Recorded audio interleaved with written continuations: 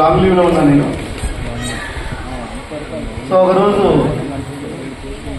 2014-13 ఆ టైంలో చాలా పీక్ స్టేజ్. ఆ స్టేజ్ లో గవర్నమెంట్ కూడా చాలా వీక్ ఉంది. ఆ సిచ్యువేషన్ లో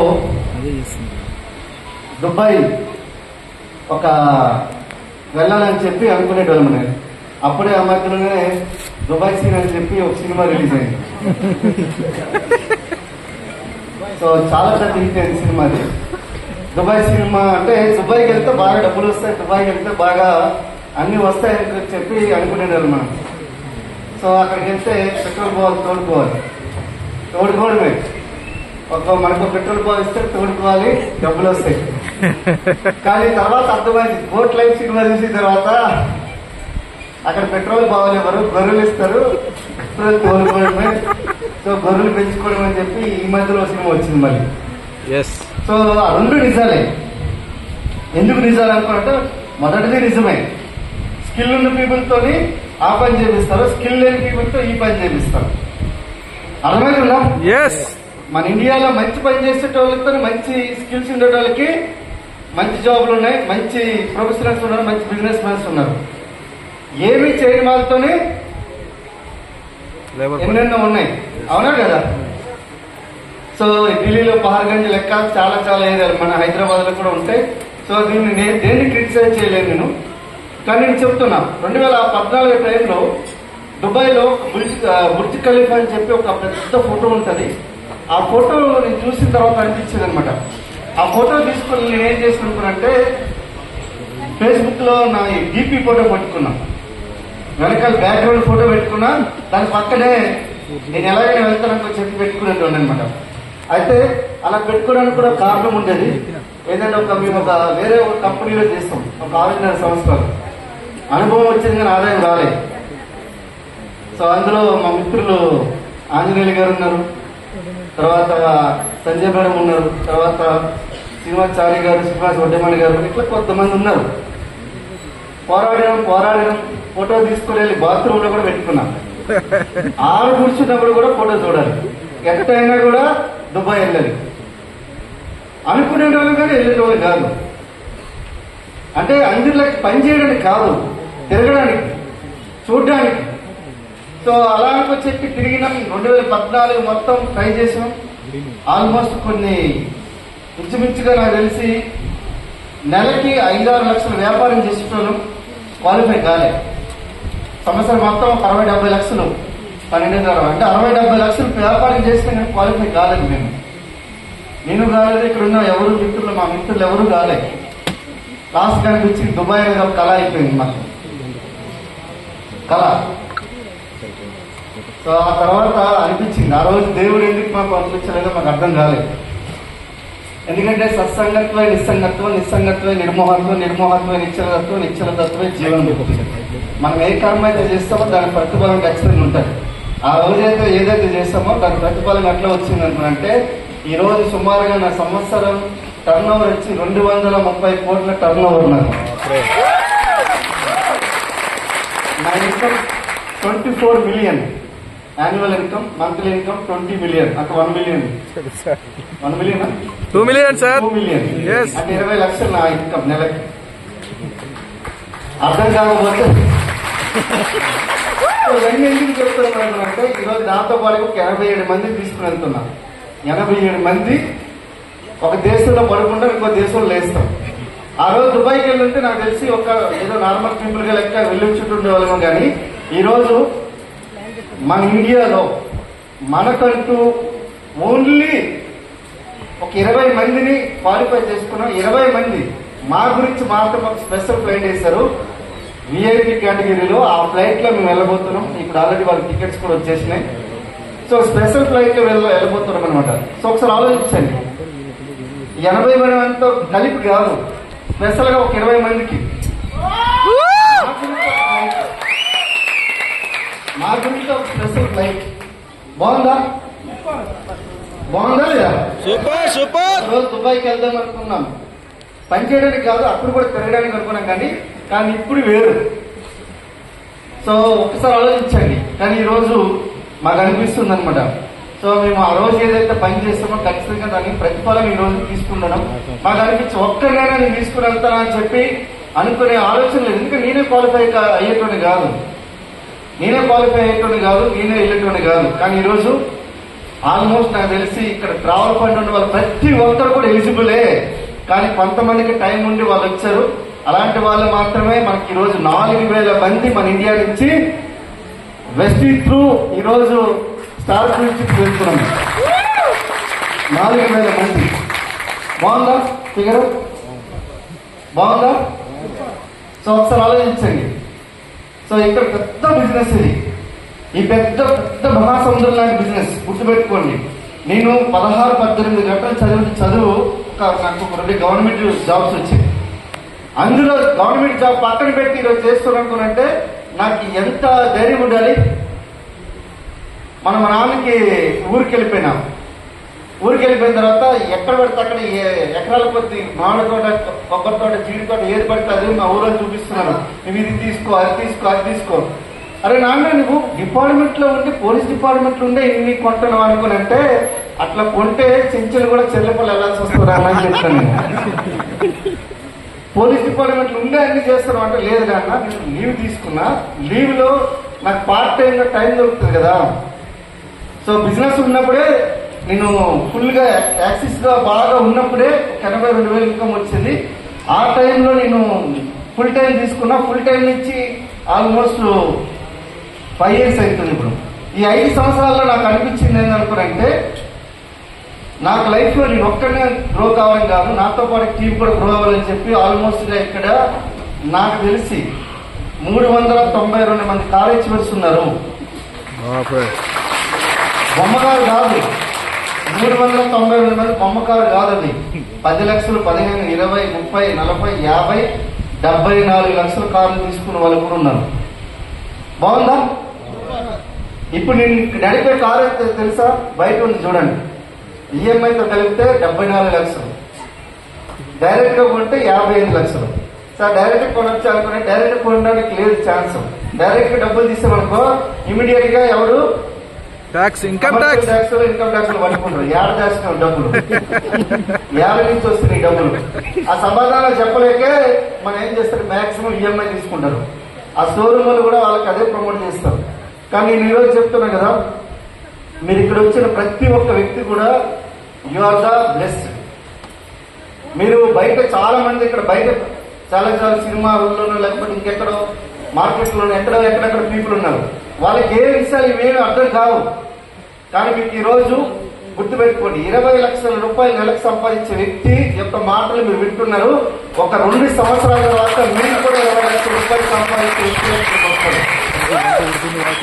ఎన్నిసార్లు కలిపి చూసినా, ఎన్నిసార్లు బాహుబలి చూసినా, ఎన్నిసార్లు దేవరా సినిమా చూసినా మీరు ఎన్టీఆర్ కాలేరు, బాహుబలి కాలేరు, ప్రభాస్ కాలేరు. కానీ పురుషోత్తం దాసు 2 సంవత్సరాలు చేస్తే మీరు మరొక పురుషోత్తం దాసులకు 20 లక్షలు.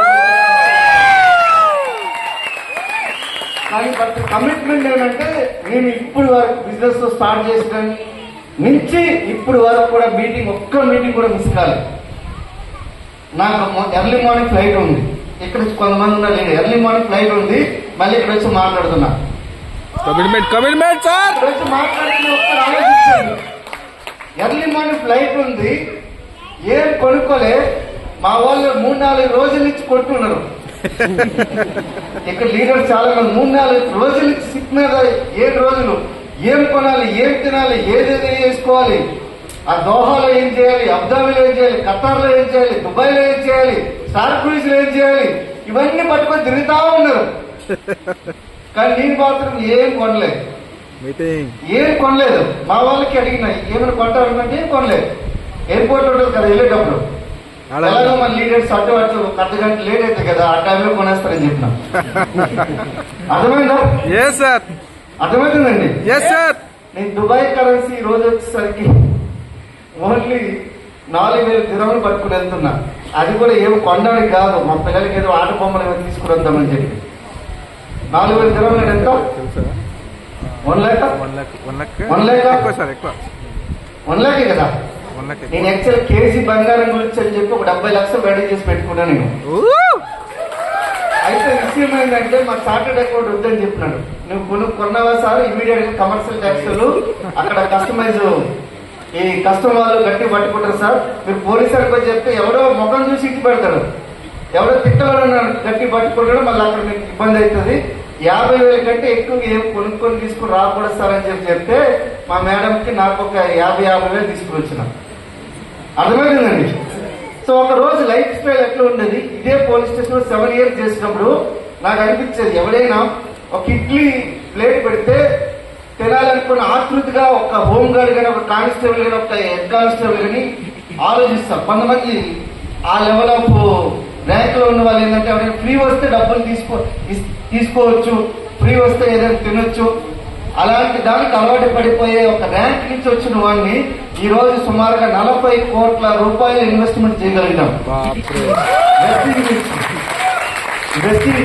ఇక్కడే నైట్ పూట బీట్ డ్యూటీ చేసి వచ్చి ఈ పైన సైడ్ లో ఉంది కదా, సైడ్ మీద పడుకునేటోడిని. ఎందుకంటే లోపల ఎలా ఉండేది కాదు, తాళం వేసేస్తారు కాబట్టి లోపలికి వచ్చి ఆ పైన ఆ పక్కన పడుకునేటోడిని. బీట్ డ్యూటీ చేసుకుని బ్లూ కోట్ డ్యూటీ చేసుకుని వచ్చేటప్పుడు. అంటే ఆలోచించండి ఎట్లాంటి లైఫ్ స్టైల్. ఈ రోజు ఈ నడిపే కారు వచ్చేసరికి 55 లక్షల కారు నడుపుతున్నారంటే ఒకసారి ఆలోచించండి. 2.5 కోట్ల ఇల్లులో ఉన్నాను ఈ రోజు, ఆలోచించండి. ఇంట్లో సినిమా పెద్ద థియేటర్ ఉంది, ఒకసారి ఆలోచించండి. ఎకరాల కొద్ది భూమి కొనుక్కోగలిగిన ఇవన్నీ ఎలా వచ్చినాయంటే బికాస్ ఆఫ్ వెస్టీజ్.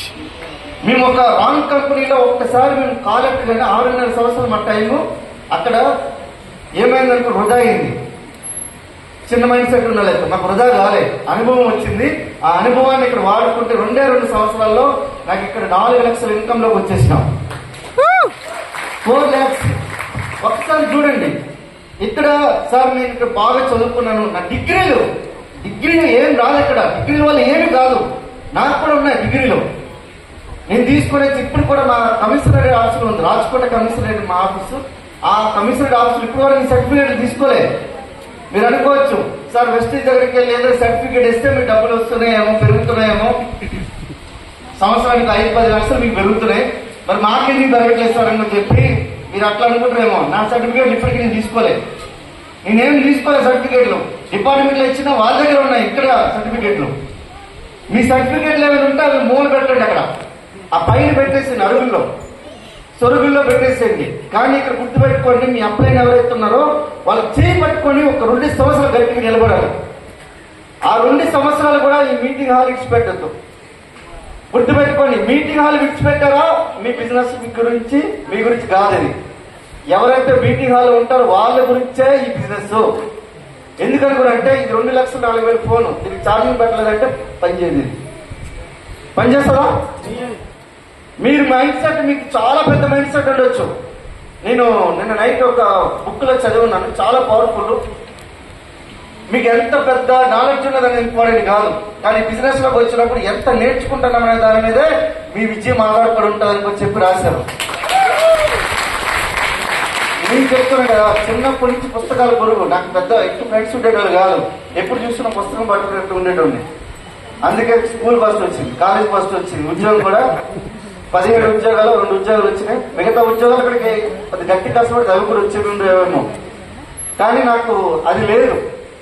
ఎందుకంటే ఒక 2 సంవత్సరాలతో కనిపించింది జాబ్ లో జీతం తప్ప జీవితం రాదన్న విషయం నాకు అర్థమైన తర్వాత నాకు ఐపీఎస్ ఐఏఎస్ సివిల్స్ కూడా నాకు దిగదుడు అనిపించింది. ఎందుకంటే మళ్ళీ నేను చూసిన డైరెక్ట్ గా కళ్ళతో చూసిన 14-15 సంవత్సరాల్లో ఐపీఎస్ ఐఏఎస్ లు ఇలా చేతులు కట్టుకునే సందర్భాలు నువ్వు చెప్తే నేను చేస్తానని చెప్పేటోళ్ళు నేను చూసేటోళ్ళు, దగ్గరగా చూసేటోళ్ళని. వాళ్ళ లైఫ్ స్టైల్ లో మాకు అనిపించేది. మళ్ళీ వాళ్ళు ఈఎంఐస్ తోని లేదంటే మళ్ళీ ఏదో కొద్ది డబ్బులు పేమెంట్ చేసి ఇల్లు కొనుక్కోవడము, కారు కొనుక్కోవడము, ఈ బ్యాంక్ బ్యాలెన్స్ ఏమి లేకపోవడం, మళ్ళీ ఆ బ్యాంక్ బ్యాలెన్స్ గురించి ఏదైనా రాంగ్ వేస్ తప్పుడు విధానాలు వెళ్ళిపోవడం, ఇవన్నీ చూసినాం. అంటే అర్థమైంది నీళ్లు నీ దగ్గర బోర్ వేయాలి. నీళ్లు ఎప్పుడు నీరు మనకు తెలుస్తుంది ఈ విషయం. 5వ తారీఖున మీకు శాలరీ ఎప్పుడైతే అయిపోతుందో అప్పుడు అర్థమవుతుంది. కానీ అక్కడి నుంచి మనం వెళ్ళలేము. మన మైండ్ సెట్ లో ఒక పెద్ద ప్రాబ్లం ఏందనుకోవాలంటే, ఒక పని నేర్చుకున్నామంటే 2వ పని నేర్చుకోవాలంటే చాలా కష్టం. 2వ పని నేర్చుకోవాలి. ఇప్పుడు మీరు ఒక పని నేర్చుకున్నారు, సపోజ్ ఒక రెవెన్యూ డిపార్ట్మెంట్లో మీరు పనిచేస్తున్నారు, లేదంటే ఆర్మీలో పనిచేస్తున్నారు, లేదంటే సిఆర్పీలో కూడా పనిచేస్తున్నారు, లేదంటే హోమ్ మేకర్గా పనిచేస్తున్నారు, ఇంకేదో పనిచేస్తారు. ఒక్క పని నేర్చుకున్న తర్వాత రెండో పని నేర్చుకోవద్దని చెప్పి మీకు మీ యొక్క మెదడు ఏం చేస్తుందంటే మిమ్మల్ని కట్టిపడేస్తుంది. ఇంకా వేరే పని చేయొద్దు అనుకో చెప్పి కట్టిపడేస్తుంది. అక్కడి నుంచి ఈ కట్టిపడేసి నుంచి మీకు ఎక్కడైతే ఈ బంధించబడిన సంఖ్యల నుంచి మీరు బయటకు ఎప్పుడైతే రావాలని అనుకుంటున్నారో ఆ రావాలనుకున్నంటే మీకు 21 మీటింగ్లు ఇక్కడ ఈ మీటింగ్ హాల్ విడిచిపెట్టి కూడా మీరు రాగలిగితే ఆ బంధాల నుంచి మీరు బయటకు వచ్చి మీరు బిజినెస్ చేయగలుగుతారు. నరనరాల నుంచి తరాల మీద తుప్పుపట్టిపోయిన కొన్ని ఆలోచనలు ఉంటాయి. నా వల్ల కాదు, మా అన్న వల్ల అవుతుంది, తమ్ముడి వల్ల కాదు, నాకు మాటలు రావు, నేను ఆడపిల్లని, ఈ పొట్టోని పొడవని, నాకు మెల్లకన్ను ఉంది, నాకు నెత్తి ఉంది, ఇంకేదో ఉంది అన్ని పెట్టుకొని నరాల మీద తరాల నుంచి తుప్పుపట్టిపోయిన ఆలోచనలు ఉంటాయి. మీకు అన్ని తెలుసు. చూసినప్పుడు ఎవరికైనా కలలేని వ్యక్తి ఏదో చేస్తుంటే చేసేసిండు, మరి మీరేందుకు చేయట్లేదు? మీకు కూడా అవే 2 కళ్ళు ఉన్నాయి, 2 కాళ్ళు ఉన్నాయి, 2 చేతులు అవే ఉన్నాయి కదా.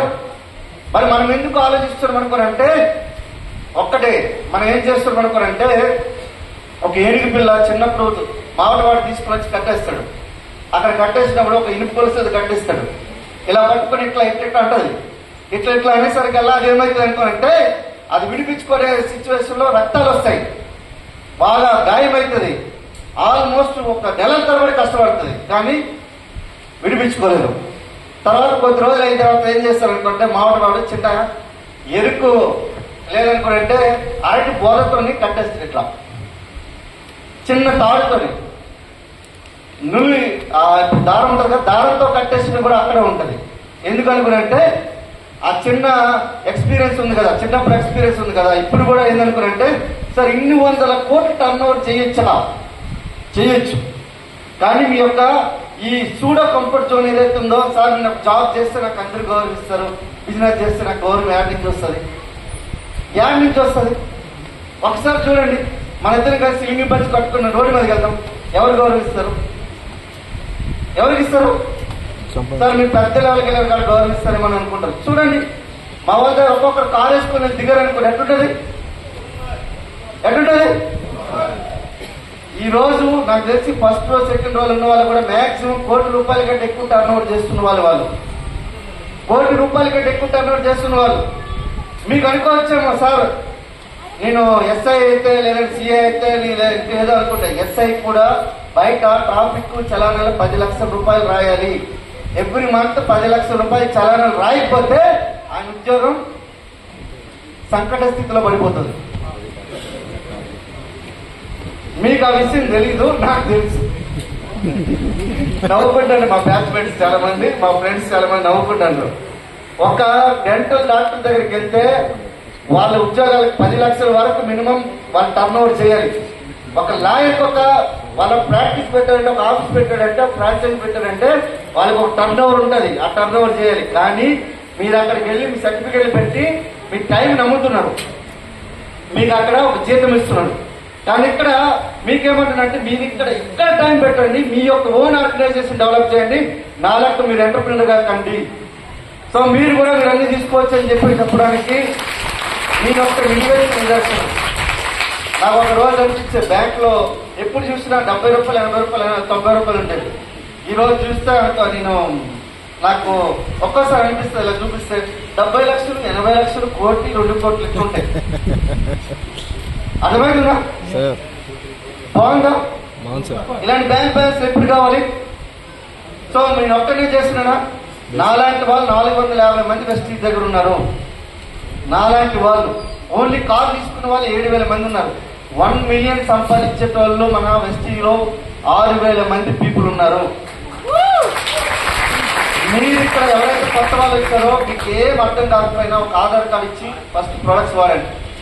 నచ్చింది అదే విషయం నలుగురితో చెప్పేటప్పుడు మీకు తీసుకొచ్చిన వ్యక్తితో ఒక 2-3 ప్లాన్స్ వాళ్ళతో చెప్పించండి.